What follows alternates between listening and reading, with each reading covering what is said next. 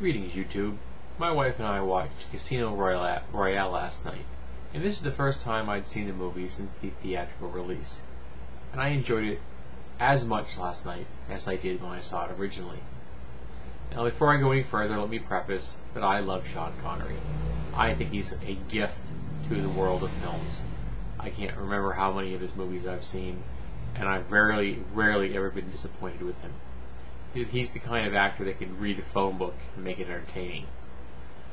But that being said, I love Daniel Craig as James Bond. I think the reboot they've done with Craig has completely revitalized this genre. The whole espionage concept. Now, the Bourne Supremacy series, the Bourne series was entertaining. The first was better than the following two. And that was good. It was fun. It was interesting to watch that person kind of discover himself while the audience was discovering the Bourne universe. That was great.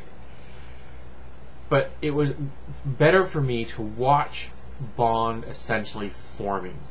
Yes, you know he has a background. He's got a number of different useful skills. He is a valuable asset to an intelligence agency, but he isn't a 00 agent yet. And you watch him become one. You see him in his element. And in many ways, Craig really portrays Bond as a thug for the Queen. And I really find that refreshing. I find his physicality refreshing. Not to mention he's an attractive guy with that kind of very rugged appearance, and his body is in very great shape, but it isn't in this perfectly chiseled bodybuilding look. It looks like someone who achieved that muscle mass and that physicality through training. But I believe him when he moves and jumps and he screws up and he slips and he falls and he breaks through a wall because it was the fastest method to get from point A to point B at that moment. And when he punches someone, I enjoy that. It reminded me quite a bit of these scenes last night while watching it, of the fight scene between the comedian and Ozymandias in The Watchmen. There was a very much comic book physicality about it, though Bond's is a little more realistic. And I like that bop, pow kind of aspect in some ways.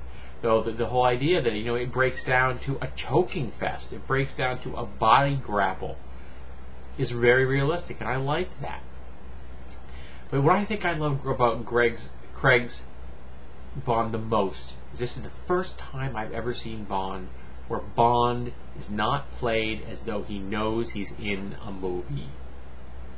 And that was one of my major problems with all the previous Bonds, particularly Roger Moore. Roger Moore's Bond knew he was the main character in an action film and he was going to come out at the end. So the character in the film didn't even believe he wasn't in a film. Craig is playing a guy who's just trying to make it to the end of the day and achieve the goal that his government has given him. And he's been given a lot of leeway to do this, and he's willing to use that leeway any means possible to get what he wants. And I really appreciate that. There seems to be a risk. There seems to be danger.